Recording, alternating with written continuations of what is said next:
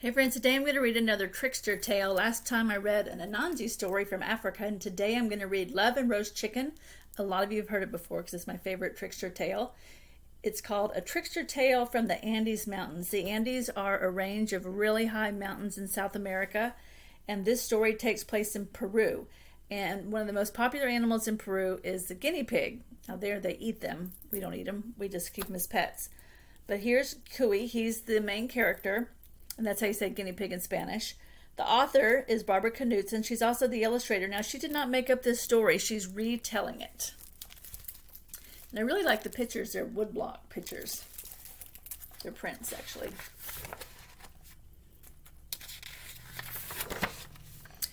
One day, high in the Andes Mountains, Cuy, the guinea pig, was climbing up and down the paths looking for something to eat. But just as he opened his mouth to take a bite of tender, sweet grass, Cuy saw Tio Antonio, the fox, coming over the rocks right in front of him, and there was no time to hide. So in case you can't see him, he's right up there.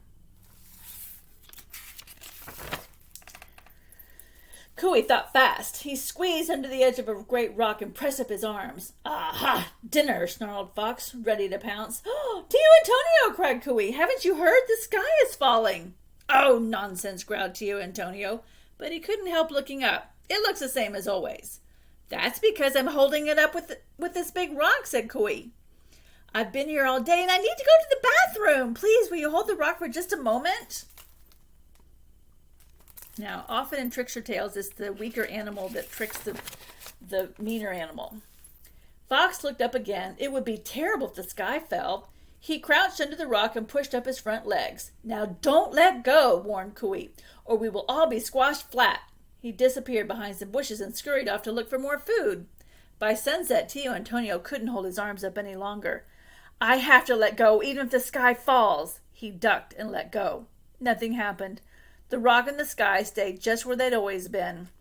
"I'm gonna get that guinea pig," barked Fox, and he bounded down the trail. So he knows he's been tricked. Cuy had just found another patch of sweet grass when he saw Fox coming. Instantly, he started digging into the side of the hill. "This time I've got you," said Tio Antonio, and he grabbed Cuy's leg. "Amigo mio!" yelped Cuy. "Don't you know the world is ending tonight in a rain of fire? Help me dig a safe den." "Ha! I'm not going to believe you this time," declared Fox. "All right," said Guinea Pig. "Don't blame me when your whiskers are on fire." Fox doesn't seem to be very smart. Fox trembled. What if it was true? He shoved Cuy aside and crawled into the dugout hole. "Well, then this den's for me, compadre. Go dig your own." Cuy sighed. "Está bien. I'll even pile some rocks in front of the door to keep you safe from sparks. When the world ends, remember, I was your last friend."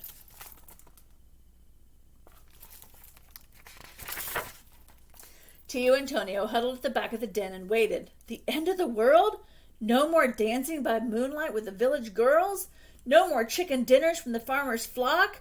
But could this be another trick? He peered through the rocks covering the entrance. Fuego! Flames crackled and smoked on the other side. What a good thing he was safe. When morning came at last, the flames were gone. Tio Antonio pushed away the rocks to see what the end of the world really looked like. Do you really think it's the end of the world?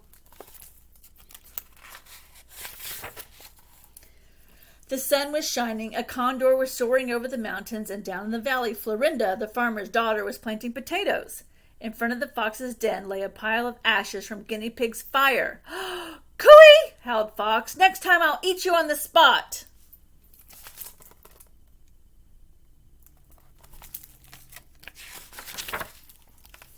Oh, look at him. He's dressed up like a farmer from Peru. This is what they wear. He's so cute. But Cuy had a plan. "I'm going where there's plenty of food and someone who always chases Fox away," he decided. He put on a hat and a poncho and he went down to the mountains to knock on the farmer's door. "Buenos dias, papai," said Cuy. "Need any help with the alfalfa?" Now, alfalfa is a kind of grass that cows and all kinds of animals like guinea pigs, for example, eat. And sheep and goats.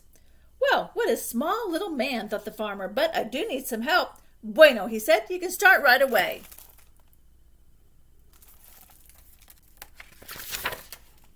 All day, Cooey helped Florinda weed and hoe and water the fields. But all night he feasted on fresh alfalfa. All this food and no fox in sight. I'm going to stay here for the rest of my life, he decided. Now, do you think he's supposed to be eating all the alfalfa that's growing in the field? Probably not. By the third day, the farmer noticed something was wrong. Who's stealing all my alfalfa, he wondered. I better make it look like someone's guarding the field. He shaped a little person out of clay and covered it with sticky sap from the eucalyptus tree. He propped it up in the field and went to bed. In the middle of the night, Cooey crept out for a snack, but someone had gotten there before him. Buenas noches. Are you a friend of Florinda's? He said. The visitor said nothing. I said hello. Cooey reached out to shake her hand, and his paw got stuck. Remember, it's covered in sticky sap. Oh, you want to hold my hand, said Cooey. He patted her on the shoulder with his other paw, but that one got stuck too. Caramba, let go, Guinea Pig said. If you don't let go, I'll kick you. But the person didn't say a word, and she didn't let go. Cooey kicked hard with his right foot, which got stuck. Then he kicked with his left foot. That got stuck too. How rude, he cried. Let go or I'll hit you with my head. But when he did that, his head stuck too. Let me go, he shouted. Cooey so loudly that the farmer woke up and ran outside. So look, he's all stuck to the little gum doll. You think he would have figured that out, but he didn't. Que tramposo, what a rascal! You're not a farm worker, you're a guinea pig, cried the farmer. And you've been eating all my alfalfa. Well, Florinda loves to eat roast guinea pig, and tomorrow we'll eat you. He pulled Cooey free from the sticky gum doll. Then he tied him to the eucalyptus tree and went back to bed. Well, it can't get any worse than this, thought Cooey. But right about then came Tio Antonio sneaking toward the chicken coop. Well, well, said the fox. I was looking for a chicken dinner, but here's my appetizer. He came closer, the moonlight glinting with his sharp teeth. Hey, why are you tied up?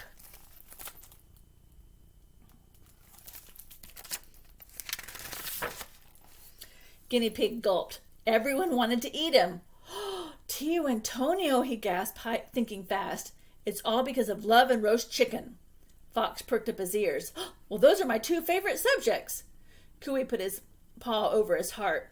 You know the farmer's daughter, Florinda? She wants to marry me. But the trouble is she eats chicken every single day. Can you imagine?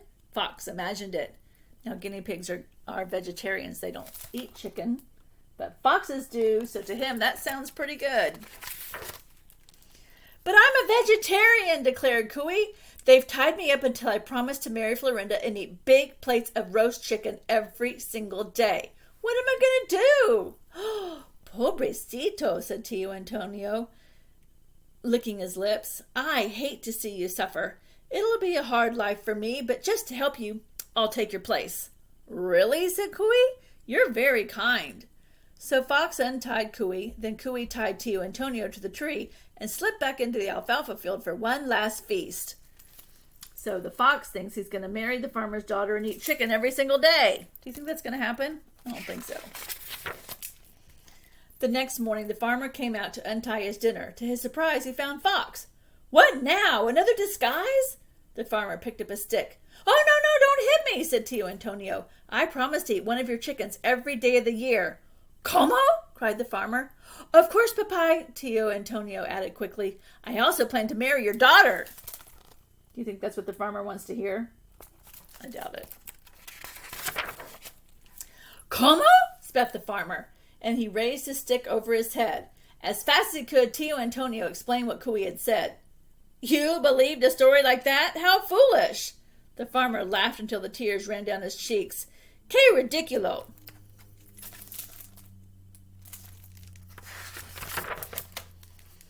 While the farmer laughed, Fox bit clean through the rope and scrambled over the field wall. Cooey! He howled as he ran. You'll never trick me again! And to make sure that was true, he stayed away from Cooey for a long, long time. The poor fox was just tricked over and over and over.